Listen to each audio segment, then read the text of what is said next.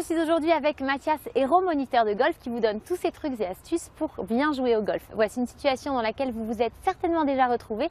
Vous êtes coincé dans le bunker, voici comment en sortir. Bonjour. Comment bien sortir du bunker? En fait, la difficulté de ce coup réside dans plusieurs paramètres. Le premier, le choix du club, le sandwedge. Une fois qu'on aura réalisé ceci, en fait, on se rendra compte qu'il faudra générer beaucoup de vitesse à l'outil pour pouvoir passer la hauteur de la lèvre. De là, dans les règles de golf, il m'est interdit de poser le club.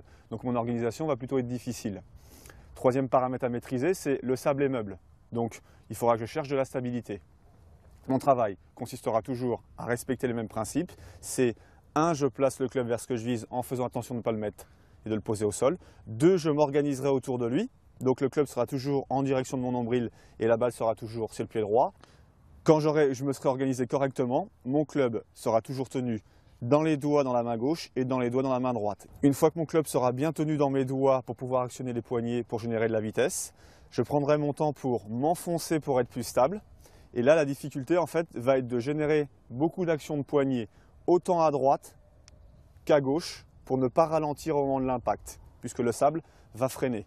Dans la réalisation du coup de golf, mon travail c'est générer beaucoup de vitesse à la tête de club pour pouvoir créer de la hauteur et aller en direction de ma cible.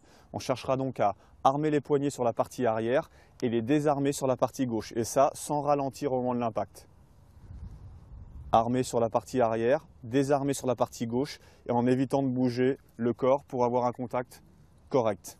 Les fautes à éviter, c'est trop d'amplitude, ralentir avec son corps et faire une gratte, ou petite action de cuir avec les poignets qui amène une balle topée. Nous, notre travail, c'est poignet sur la prise d'élan, poignet désarmé sur la partie retour. Donc l'objectif dans une sortie de bunker, c'est toujours accélérer en direction du drapeau.